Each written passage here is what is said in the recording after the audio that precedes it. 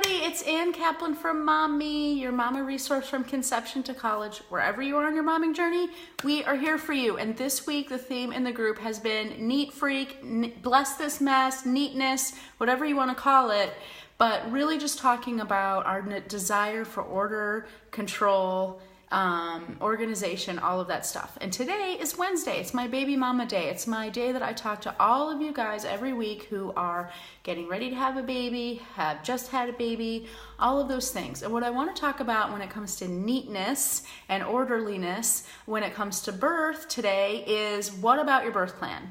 Because I can tell you from experience with working with hundreds of moms getting ready to have their baby, we all want to feel like we're ready for this birth. And one of the ways that human beings feel ready is to plan and organize and give ourselves this illusion of control over something that's actually totally outside of our control, just like everything in the world. But birth is one of those things in life that just really shoves it in your face how out of control we are. So I see all the time moms really stressing about, I really want to make sure that my care provider is going to be there, that birth's going to go down this way, and I want to have a water birth, and I want to have a really awesome unmedicated VBAC, or I want to have a planned C-section, or I want to have an epidural the second I go into labor, whatever it is. I want it to have this kind of lighting or this kind of music or whatever. And, yesterday I talked a little bit about what that need for order and neatness means and why it's a good idea to kind of let that go. But what I want to talk about today is like, well, what if? What if you do have a really awesome, neat, awesome, and organized birth plan and it gets messy? Because birth is messy. Birth, I tell all the people that I work with, birth is a crapshoot and we just have to play the hand we're dealt. And sometimes the hand we're dealt does not comply with the neat, awesome plan that we had. Whether it's because the care provider you get isn't the one you wanted, or because something actually happens throughout the actual process of your baby being born that necessitates extra stuff or different things or changing the plan. So what I want to tell you is just like 3 little kind of food for thought things that might help you if that comes up at your birth, whether you're planning a home birth, a hospital birth, a birth center birth, even unassisted birth. We all have situations that come up at birth where we might need to reevaluate. So the first tip I want to give you is that recognize that even though this might be upsetting that you might have to consider changing your plan, unless it's a true emergency, which you will know if you're in a medical setting, because unless you're having an unassisted birth, you will know if you're having an emergency. So unless it's an emergency, you can totally take some time to wrap your head around this, explore what your options are, and get to a place where the choice that you make is actually a choice. It's not a reaction to people pressuring you or telling you what they think or any of that stuff. It's a taking in of information and giving yourself permission to digest, process, and make a decision. Because even though it might sound like semantics, it makes a huge, huge difference if you're the one who made a decision at your birth to do something differently versus if you have this perception that it was kind of like foisted upon you. So that's my first kind of tip for you is like, unless it's an emergency, just remember that you have time. You have time to consider your options and get information and do the whole BRAIN acronym that we talk about when we're talking about making medical decisions. You have time to do that. And if you don't remember that you have time to do that, you can have your birth team just basically say like, thanks for all this information. Can we just have some time to think about it? And that's a cue to you that like, okay, we can sit down and think about this. Even if you're in transition labor, you still can think about it. You can still process it and absorb it and get ready for it. So the second tip I would tell you is to remember that sometimes things just don't go the way we want. And it's okay to simultaneously be disappointed that your birth plan got messy and it's not what you wanted, and be really, really excited and happy and so in love with this baby.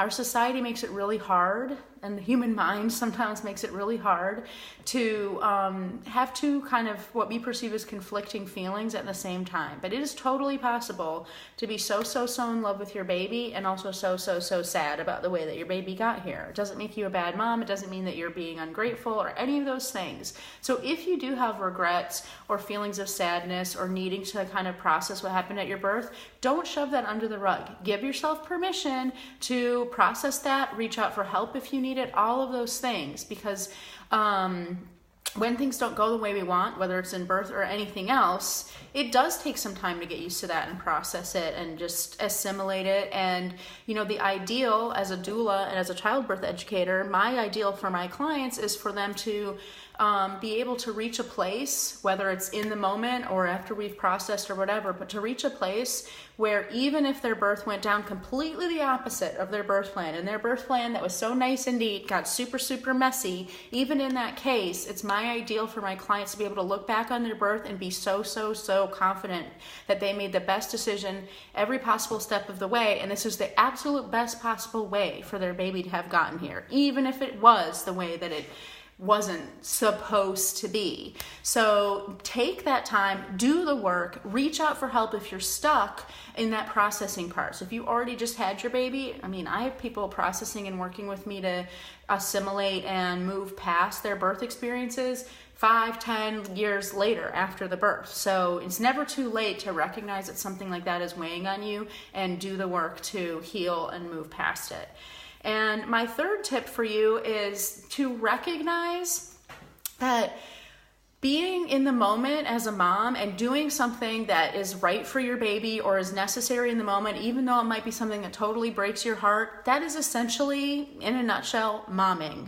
So if your birth gets messy and you need to make decisions in the moment and realize in retrospect it wasn't exactly how you had planned it, or you have to give up something that was really near and dear to your heart because you know it was the right decision in the moment, instead of feeling regretful and sad about it, I love to try to help moms reframe that concept and think instead in their minds of how freaking proud they are of them. Because what did you do in that moment? You mommed. Like, all of us all day long as moms are doing the things that we know are right to do because they're right for our kids, even if it's gut-wrenching, whether it's having a C-section when you didn't want one, putting your kid in a school that you know they're going to scream and cry about. By the way, that's happening to me in a little while.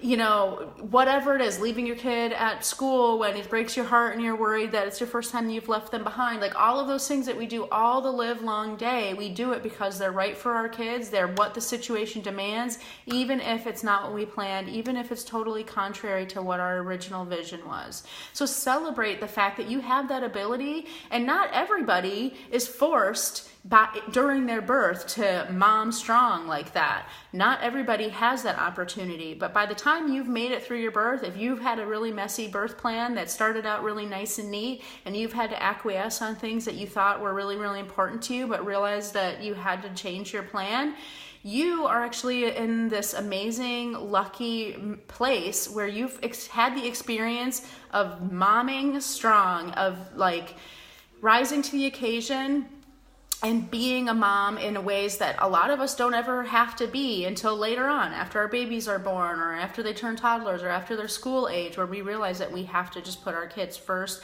in ways that means that we suffer a little bit. So I hope that can help you just shift a little bit the way that you're thinking and recognize that it's really awesome to have a birth plan. I'm not trying to dissuade anyone from having a birth plan, but also recognize that birth is messy. So our little neat freak gene when it comes to organizing and planning a birth is definitely going to get challenged at a birth. There's always definitely going to be at least one thing at your birth that didn't go the way that you planned. So make room for that in your head and your heart, even though it's really hard, and takes one to know one. I'm a super type A person.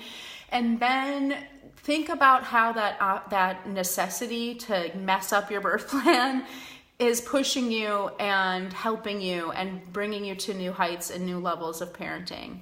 I love you guys so much. I hope you're having an amazing week, and I will talk to you again tomorrow. We're going to be talking about how to actually make your life and home and worlds a little bit neater, even if you have 4 kids like me.